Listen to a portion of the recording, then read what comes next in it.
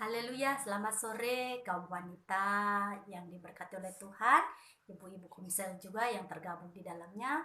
Puji Tuhan, kembali sore hari ini kita boleh berkumpul untuk beribadah online, mendengarkan firman Tuhan. Saya percaya berkat firman Tuhan tidak berbeda online ataupun offline, sama-sama firman Tuhan. Puji Tuhan, sebelum kita mendengarkan firman Tuhan, mari sama-sama kita tunduk kepala berdoa. Terima kasih Tuhan Yesus yang baik. Pada sore hari ini kami datang kepada Tuhan, bersyukur untuk segala kemurahan kebaikan-Mu dalam kehidupan kami. Kalau sore hari ini kami mau belajar tentang kebenaran firman-Mu, mari berkati ibu-ibu yang ada, kaum wanita yang ada dimanapun mereka berada. Berkat yang luar biasa nyata dalam kehidupan mereka, dan kami sama-sama mau belajar tentang firman-Mu. Singkapkan rahasia firman-Mu, urapi, sucikan, kuduskan kami. Terima kasih Tuhan, kami sudah berdoa mengucap syukur dalam nama Tuhan Yesus Kristus. Haleluya, amin. Puji Tuhan, kaum wanita yang dikasih Tuhan. Hari ini kita akan belajar tentang melayani, ya. Kaum wanita pasti tidak tidak asing lagi dengan kata melayani, ya, karena kaum wanita yang ada sudah sering melayani. Puji Tuhan, kita buka Alkitab kita dalam Markus pasal 10 ayat yang ke-45. Markus pasal 10 ayat yang ke-45 saya akan bacakan. Karena anak manusia juga datang bukan untuk dilayani, melainkan untuk melayani dan untuk memberikan nyawanya menjadi tebusan bagi banyak orang.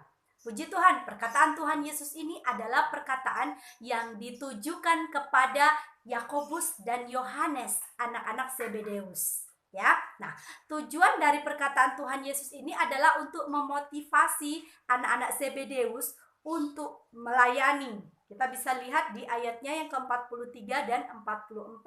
Ya, di situ dikatakan bahwa jika ingin menjadi yang lebih besar, ya, harus melayani. Bagaimana caranya menjadi hamba atau pelayan? Makanya kaum wanita yang dikasih Tuhan, kita akan lebih lagi belajar tentang apa itu melayani. Nah, dalam melayani, seseorang itu punya visi misi. Ya, dalam melayani, seseorang itu punya tujuan. Seperti Tuhan Yesus yang kita sudah baca ini. Kedatangan Tuhan Yesus ke dalam dunia bukan untuk dilayani, tetapi untuk melayani. Bagaimana caranya? Dengan memberikan nyawanya menjadi tebusan bagi banyak orang. Nah, bagaimana keberadaan Tuhan Yesus dalam visi misi pelayanannya, perjalanan pelayannya di dalam dunia ini? Nah, kita belajar dulu dari kitab nubuatan, yaitu Yesaya 53 ayat 1 sampai 12. Nah, di situ adalah nubuatan bagaimana akan lahir seorang anak manusia yang menjadi Mesias, tetapi kehidupannya itu akan banyak penderitaan. Di dalam kehidupannya dia akan menerima makian, dihina, diolok, diludahi, dicambuk. Nah, tetapi di situ dikatakan bahwa ia tetap menjalani dan menapaki setiap perjalanan misinya ke dalam dunia itu sampai selesai, yaitu di Bukit Golgota. Nah, itu adalah nubuatan dalam kitab Yesaya. Nah, kemudian dalam perjalanan yang dilakukan oleh Tuhan Yesus ketika dia sudah lahir ke dalam dunia ini, kemudian dia menjadi anak-anak, menjadi remaja, kemudian dia sampai kepada pelayanannya. Tuhan Yesus, ada banyak hal yang dialami, dan tentunya hal-hal yang sulit, ada hal-hal yang susah, tetapi Tuhan Yesus melayani dengan hati, melayani dengan kesungguhan, melayani dengan kerendahan hati. Walaupun ada banyak orang tidak suka dengan Tuhan Yesus, tapi Tuhan Yesus tetap melakukan perjalanan pelayanannya dengan penuh kekuatan Tuhan. Ya, nah, ketika sampai di penghujung pelayanannya, yaitu misinya memberikan nyawanya menjadi tebusan bagi umat manusia, apa yang terjadi? Ya, secara manusia. Tuhan Yesus merasakan ketakutan. Tuhan Yesus merasakan kegentaran. Sehingga dia berkata di dalam Lukas 22 ayat 39 sampai 44, ketika dia sedang berdoa di Taman Getsemani, dia berdoa sampai 3 kali. Dikatakan, kalau boleh Tuhan, kalau boleh Bapa, lalukan cawan ini daripadaku. Kenapa? Kegentaran yang luar biasa, ketakutan yang luar biasa secara manusia yang dia akan alami. Dicambuk, disalib. Itu penderitaan yang luar biasa. Tetapi apa yang Tuhan katakan? Biar kehendak Tuhan yang jadi.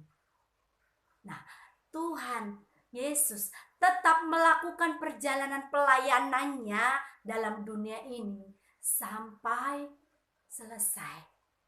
Ya, sampai selesai, tidak berhenti di tengah jalan. Ya, bisa saja karena dia Allah, karena dia Tuhan, sudah saya nggak mau disalib. Tapi Tuhan Yesus tidak seperti itu. Yesus walaupun dia secara manusia mengalami kegentaran, di dalam kegentaran dia berdoa kepada Tuhan, kepada Allah Bapa di surga. Ya, sampai 3 kali dia berdoa kepada Tuhan, sehingga peluh-peluhnya seperti titik-titik darah. Bagaimana penderitaan yang dia akan hadapi itu sangat luar biasa. Tetapi dia terus maju. Dan kemudian apa yang terjadi ketika dia selesai berdoa, maka dia ditangkap, kemudian dia diadili, dan dia dijatuhkan vonis hukuman salib. Apakah Tuhan Yesus berhenti di situ? Tidak. Sebagai seorang hamba Tuhan, sebagai seorang pelayan yang melayani, dia terus maju. Sampai di Yohanes 19 ayat 28 sampai 30. Dia mengakhiri pelayanannya. Dia dicambuk. Dia dicaci maki orang. Dia diludahi. Tetapi dia terus maju. Memikul salib yang akan menjadi tempat dia menyerahkan nyawanya. Sampai dia di Bukit Golgota, dia disalib, tangannya dipaku, kakinya pun dipaku, dipakaikan mahkota duri, dan sampai dia menyerahkan nyawanya. Sebelumnya dia berkata, sudah selesai. Ketika kita melayani harus sampai selesai, jangan setengah-setengah. Ya, nanti kita akan belajar kenapa sih nggak boleh setengah-setengah melayani, harus full, harus sampai selesai, karena itu yang dimaui Tuhan. Kita belajar dari tokoh teladan Tuhan Yesus. Ketika dia berhasil dalam visi misinya melayani, berhasil sampai selesai, Tuhan Yesus menelurkan bibit-bibit pelayan Tuhan di masa depan yang hebat. Siapa mereka? Yang pertama adalah murid-muridnya. Walaupun ketika Tuhan Yesus disalibkan mereka mengalami kegentaran, tetapi setelah itu ketika pencurahan Roh Kudus mereka dipulihkan kembali dan mereka menjadi murid-murid, bibit-bibit pelayan-pelayan Tuhan yang hebat dan luar biasa. Nah, sampai di zaman sekarang ini kaum wanita yang dikasihi Tuhan juga bisa menjadi pelayan-pelayan. Tidak harus di mimbar, tidak harus menjadi pelayan Tuhan yang membawakan firman Tuhan, tidak harus menjadi pelayan Tuhan yang memimpin puji-pujian. Pelayanan Tuhan itu sangat banyak. Ya, saya melihat di minggu-minggu yang lalu ketika ada teman-teman sekerja, teman-teman seiman kita yang terkena COVID, ya, yang meninggal, kaum wanita yang ada bergandengan tangan membantu. Ada lagi yang dioperasi cucunya, kaum wanita bergandengan tangan membantu. Itu juga melayani Tuhan. Tuhan memberkati kaum wanita yang dikasih Tuhan karena ikut andil bagian dalam pelayanan yang sudah diteladankan oleh Tuhan Yesus. Nah, kita akan belajar sekarang dari Alkitab, tokoh-tokoh Alkitab, ya, dari teladan Tuhan Yesus. Bagaimana sekarang pelayanan kita, bagaimana pelayanan tokoh-tokoh Alkitab, apakah perlu kita contoh, apakah tidak perlu kita contoh. Yang pertama, tokoh Alkitab yang kita pelajari adalah dari Kejadian 11 ayat yang ke-27 sampai yang ke-32. Kita akan belajar dari tokoh Alkitab yang bernama Terah, ya. Terah itu adalah, yuk kita baca sama-sama Kejadian pasal yang ke-11 mulai ayat yang ke-27. Inilah keturunan Terah. Terah memperanakkan Abram, Nahor, dan Haran. Dan Haran memperanakkan Lot. Berarti Terah itu adalah ayah dari Abram atau Abraham. Ya, nah Terah dia mempunyai 3 anak, Abram, Nahor, dan Haran. Nah, Haran ini adalah ayah daripada Lot, keponakan Abraham. Nah, di situ dikatakan bahwa Terah ini dia melakukan perjalanan, ya, perjalanan dari Ur Kasdim. Jadi Terah dia melakukan perjalanan dari Ur Kasdim menuju ke tanah Kanaan. Tujuannya tanah Kanaan. Tetapi di tengah perjalanan Terah dia menghentikan perjalanannya.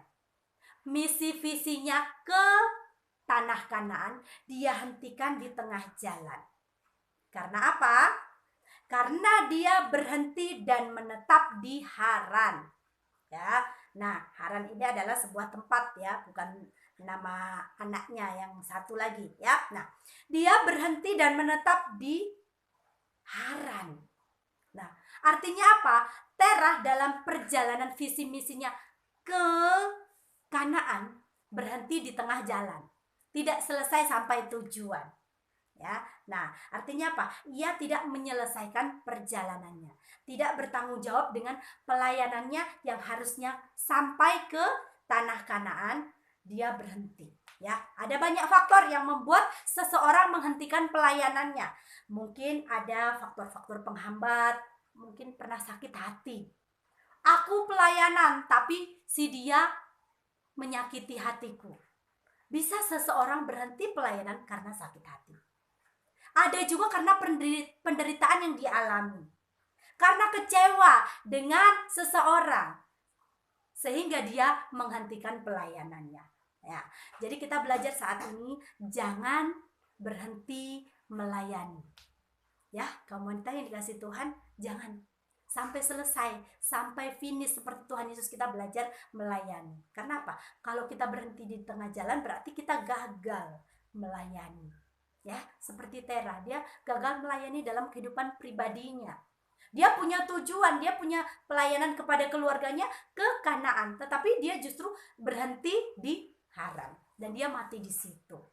Dia tidak sampai ke tujuan akhir. Yang kedua, kita belajar dari tokoh yang bernama Yakub. Nah, dalam Kejadian pasal yang ke-31 ayat 3, datang firman Tuhan kepada Yakub untuk pulang ke negeri nenek moyangnya di Betel. Ya, dan Allah akan menyertai, itu janji Tuhan. Nah, jadi nenek moyangnya ada di Betel dan dia posisinya ada di tempat mertuanya yaitu Laban. Dia mau pulang ke Betel. Nah, tetapi di Kejadian 33 ayat 18 sampai 21, ia berkemah dan membeli tanah di Sikem dan mendirikan mesbah di situ. Yakub kelihatannya benar ya ibu-ibu. Wah, dia mau ke Betel, tujuannya ke negeri nenek moyangnya. Tetapi di tengah jalan dia berkemah membeli tanah di Sikem. Ya, terus mendirikan mesbah, sepertinya benar. Tetapi itu bukan kehendak Tuhan. Kalau membeli tanah berarti udah ada keinginan untuk menetap dong, seperti Terah, ya kan? Nah, ketika Yakub dia berhenti di Sikem, membeli tanah di situ dan menetap di situ, Tuhan memberikan sesuatu peringatan kepada Yakub.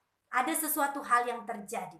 Akibatnya ketika Yakub berhenti di tengah jalan dalam misinya ke Betel, tetapi dia berhenti di Sikem. Di Sikem, anak perempuan Yakub yang bernama Dina diperkosa. Itu akibatnya ketika berhenti di tengah jalan. Ayo jalan terus, jangan berhenti. Apapun yang terjadi, kalau kita sudah punya komitmen untuk melayani seperti Tuhan Yesus, ayo jalan terus. Ya, kalau walaupun berat penderitaan, walaupun berat yang kita hadapi, percayalah Allah akan menyertai.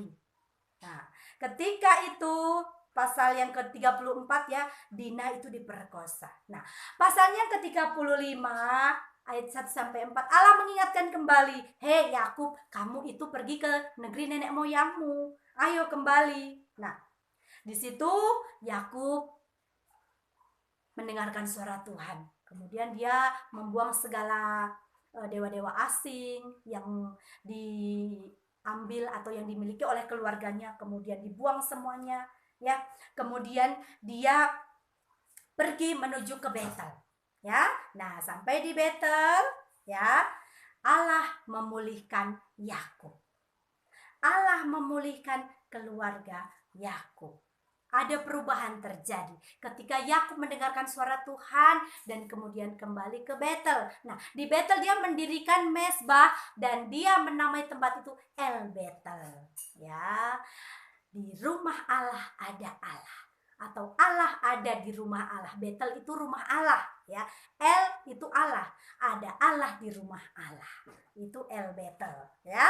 Nah, jadi ada pemulihan, ya. Mungkin kita seperti Yakub pernah berhenti di tengah jalan. Kita ingat lagi firman Tuhan, kita lanjut lagi pelayanan, maka Tuhan pasti memulihkan kehidupan kita. Amin. Komunitas yang dikasih Tuhan. Tokoh yang ketiga, ya. Kita belajar Kejadian 12 pasal 12 ayat yang pertama. Di situ kita belajar dari seorang yang bernama Abram atau Abraham, ya. Nah, Abram dia disuruh, ya, untuk meninggalkan tanah kelahirannya. Menuju kemana? Yuk kita baca sama-sama. Berfirmanlah Tuhan kepada Abram, "Pergilah dari negerimu dan dari sanak saudaramu dan dari rumah bapamu ini ke negeri yang akan kutunjukkan kepadamu." Wah, Tuhan menyuruh Abram meninggalkan rumah orang tuanya menuju ke negeri yang akan ditunjukkan kepada Abram. Wah, Abram disuruh tapi nggak tahu tujuannya kemana. Tetapi kita bisa belajar, ya, dari kisah-kisah firman Tuhan yang sudah selalu diberikan oleh Bapak Gembala, ya.